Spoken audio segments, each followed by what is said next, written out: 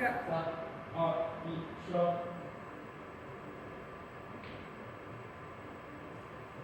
编号为 G35的母亲妈妈托举着自己仅出生半小时就夭折的孩子，紧紧跟随着行进的鲸群，持续了19天，1600多公里。目前，全世界仅存430头北大西洋目击鲸，而在1年间就有17只目击鲸在美国和加拿大死亡，远远超过5年来出生的数量。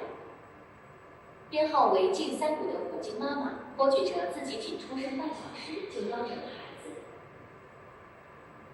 你最近是不是有点感伤？你已经为这个幸运妈妈难过1个周了。你把我带的也有点难过。如果有时间，我要带你去看看医生。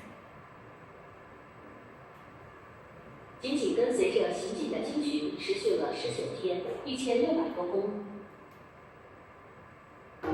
算了，等我有耐心了再说。这破工作真的要把我烦死了。可能和我的身体一样，都需要看看医生。我们的病症是如此相似，重复一件事，重复悲伤。刚参加工作的时候，我以为他们就是一群顽皮的孩子，需要等我挨个点名才能端下来。可事实上，他们早就不是孩子了，他们只是安静的、坚定的待在那儿。即使有几个不坚定的松掉，也不会有太大的影响。现在看来，是我和他们的角色对调了。我是个极易厌烦的孩子，他们要看着我不乱跑。我真是命了，竟然在下面一堆螺丝钉。该死的螺丝钉！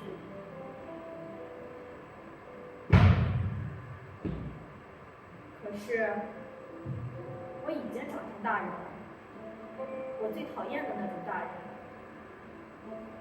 对生活麻木无望，但又必须生活。我可以见证无数人回家，无数人离家，有些再也回不来，有些再也不回来。可我呢？既不能去看天上的云层，也不能去看海底的鲸群，我就在这儿，哪儿都不去。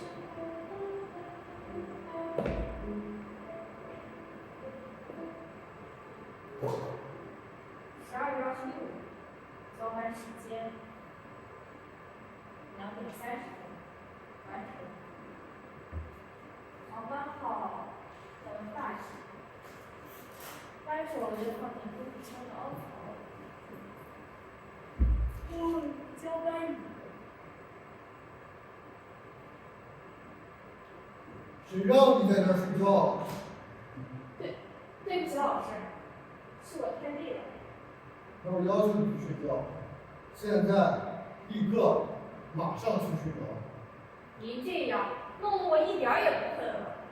那我要求你这1分钟睡个觉，下1分钟睡个觉，这样的要求更具体了吧？我已经参加工作了，为什么非要我顺从您的要求？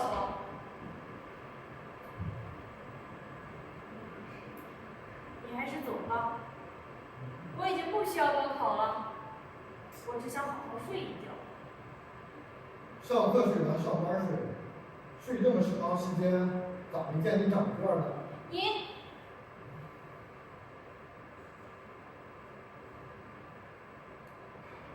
每天检查飞机机箱的螺丝、舱门的螺丝、机翼的螺丝，你呀，怎么就不检查你脑子里那根螺丝呢？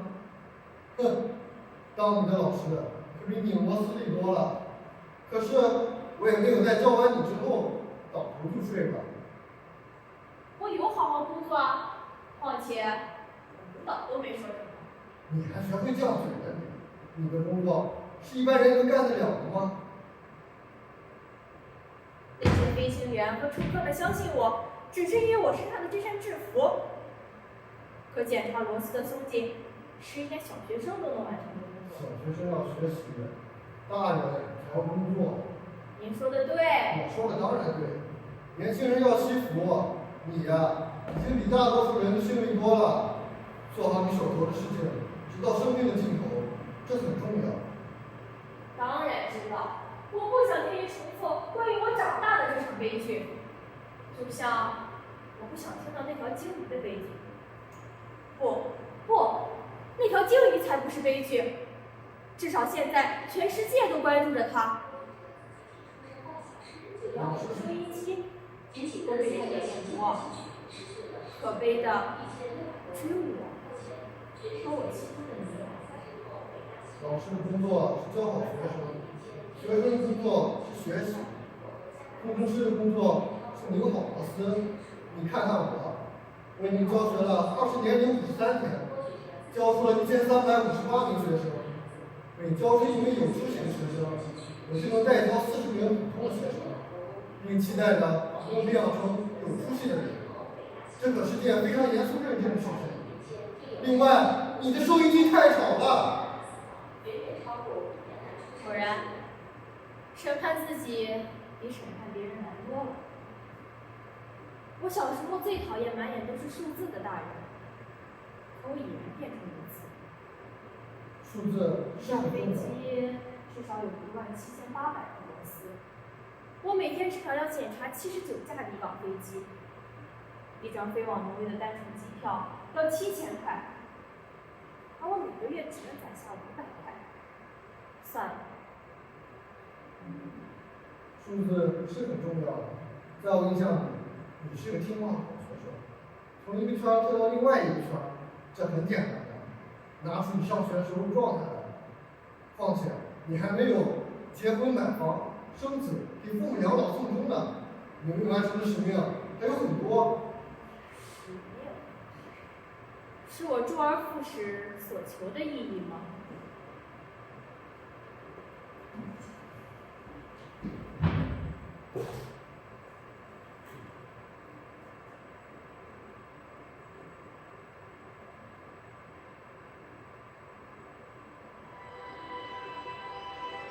小王子感觉这个花苞中一定会有一个奇迹出现。然而，这朵花藏在了绿油油的房间中，用了很长时间来打扮自己。他精心地选择着它将来的颜色，慢吞吞地装饰着，一片片地搭配着它的花瓣。他不愿像虞美人那样一出世就满脸皱纹，他要让自己带着光艳夺目的丽姿来到世间。当清晨的阳光把木耳照亮的那一刻，他一下子盛开。我刚刚起床，请原谅我还来不及梳妆。你真美。我们是不是在哪见过？你想说，在那本书里？看来还没起。我才不是他呢。我们都是玫瑰，但我们完全不一样。既然都是玫瑰，又有什么不一样呢？在我眼中，你和刚刚那位还都是人类呢。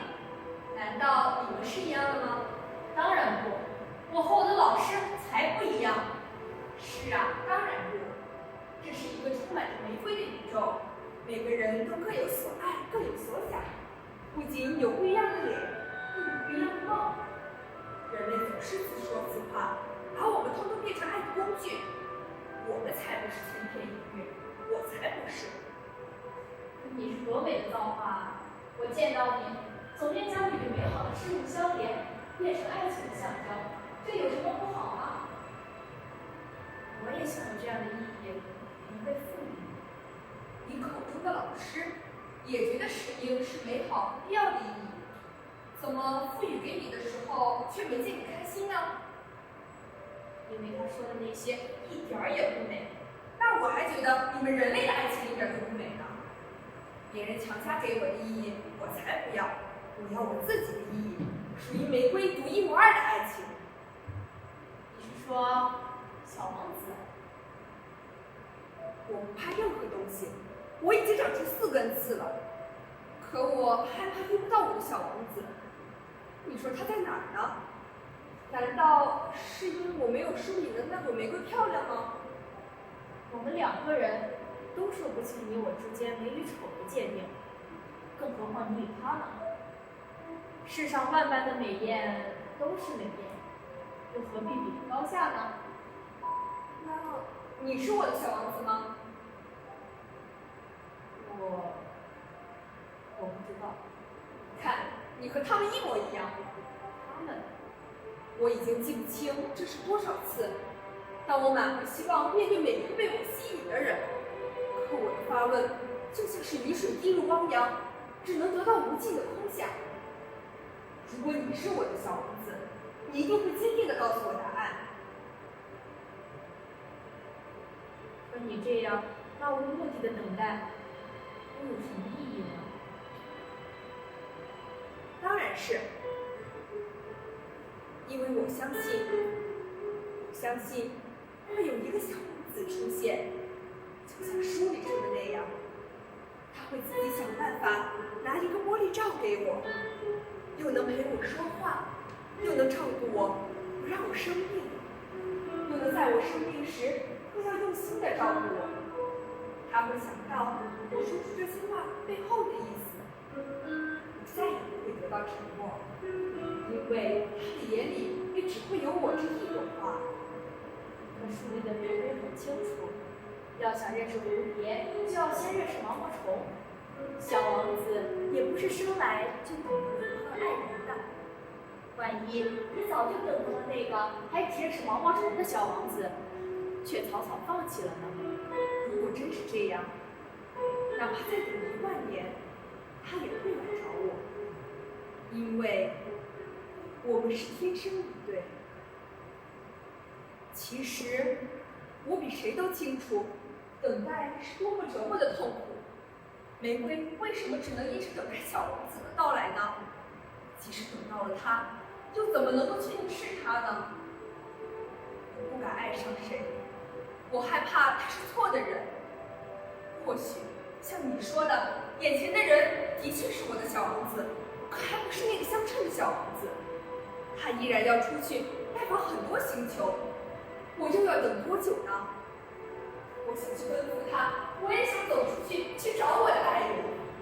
即使眼前的他尚不认识蝴蝶，我也能陪他一起去追那绚烂的翅膀。你为什么不去？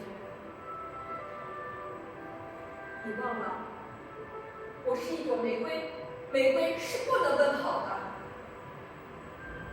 至少你的生活很有盼头，至少你有个盼头。小王子一直带给你希望，不是吗？是。可是这份希望的副作用太大了。我常常在想，我如果抛开这份希望，我能不能活得更好？不管怎么说，谢谢你的安慰。不是安慰，我很理解你。你的根在土壤中，我的根在机场里。或许我们没有什么不同，即使我可以奔跑，我又能跑到哪里去啊？你要明白，小王子只是一个形容词，玫瑰也是。或许我独一无二的小王子会是一只蜜蜂，或者是蚂蚁，或者是另一朵玫瑰。小王子的目标也不一定非要是玫瑰，也有可能是蔷薇、蝴蝶，甚至是鲸鱼。鲸鱼？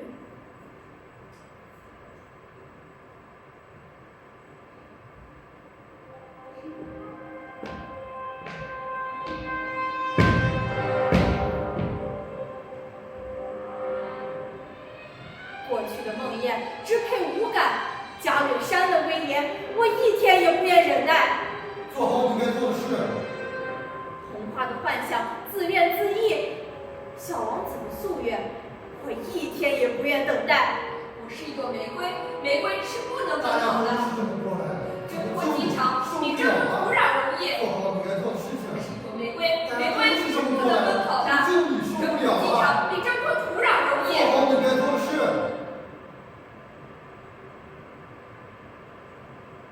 我唯一确定，而是我在你身上寻找的东西。我知道你在听，我不要求你回应，你本就是我心。只是从前你躲在收音机后头，躲在玫瑰后头，躲在老师后头，让我总看不清楚。此时此刻，你是我唯一确定。我已然明了，自己所处的是一场诗意的梦。但如果这个梦是我自己的，让我造一个你的幻想，与我对谈吧。倘若这份幻想是为了给予我启示，总要让我见一见你。你是将我的心搅成一团的根源。或许将这一切归因于你太过于自私。真实的你根本不会了解为什么影响了另一个种族的心。即使你见到我，你自己也明白，见到的不过是一个象征。你见到我的身体，我的身体已然成为你梦想的蛋泡，而并非一个活生生的存在。见到我，无非是见到你虚无缥缈的寄托，甚至于我能说你的语言，我能用怎样的声线，都是你想象的。想象的，我是那一条懂你心意的金鱼。我果然是病人。你愿意听我说说话，也好。我越来越觉得，行为会改变一个人的认知，我却如此害怕这种改变。我害怕日复一日的工作会消灭我的天真与感性。我曾经很爱看久别重逢的人们拥抱、亲吻，甚至会兀自的为他们流下激动的泪水。可为什么如今，两个心动人的相依被潜移默化为无聊的礼仪？为什么从未体验过爱发生在身上的我，会麻木于爱的出走？为什么我无法爱？这些问题凝成一滴感性的泪，一滴浑浊的墨，只一滴就足以搅染平静的死水。我的心从此浑浊，半推半就的浑浊。我的想法一天比一天极端，其实事实不是那么非黑即白的。我知道我可以慢慢改变，多去体验生活，没必要选那最极端的一条。但我怎么也无法控制双手去点燃金阁寺的精益祈拜，好一道灭掉它的败絮其中。我不愿在奔向任何所谓的真理面前，去忏悔我这一生所犯下的诸多忤逆。老师曾说，孩子们一定要好好学习，考一个好大学，找一份好工作，这样才能养家糊口。这些清规戒律，把曾经作为孩子们中的一员，彻彻底底的扭曲了。我的心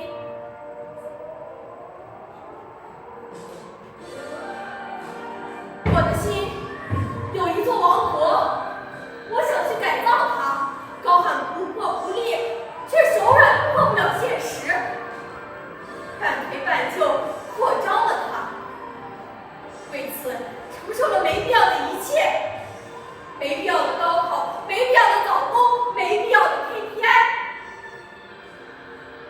没必要的我只想求一个答案。这样日复一日的生活既然毫无意义，那我又将去何方？我的王国是如此的宏伟，我花了半辈子，或者更准确、更理性的说，17年。17年的功夫建立起来的无功无过、平淡美好的天堂，可仔细一看呢，却却是一座连方向标都造不出的迷城。所以，我把我的方向、我的希望都寄托给你。我希望你能替我解答我的意义。可我从不一直在你梦里，更无法回答你的问题。那彼时彼刻的梦和此时此刻的呐喊又有什么意义？没有意义，没有答案，没有确切的不可不做，没有明令的不得去做。这就是你的答案了。剩下的事，你无法接受。试问，谁能接受没有意义的生活？你已经找到属于你自己的意义了，只是你一直在否认。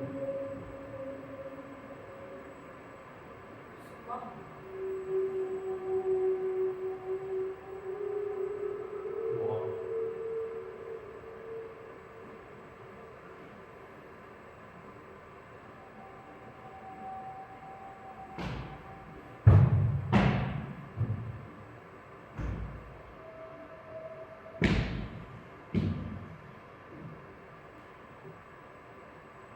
庞巴迪由此外号国际，现在是谁在操作？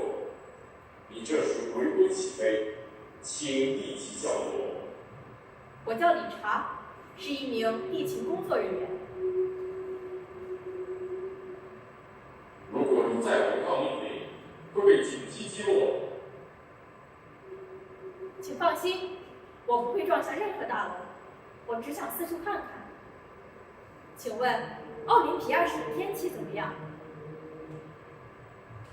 如果你能看到我的意思是的话，天气还不错。飞本，我们可以知道你如何降落。我没打算降落，或许我会掉进海里。我是说，我不需要你的帮助。哦，对了，能告诉我那条鲸鱼在哪里吗？我想去看看它。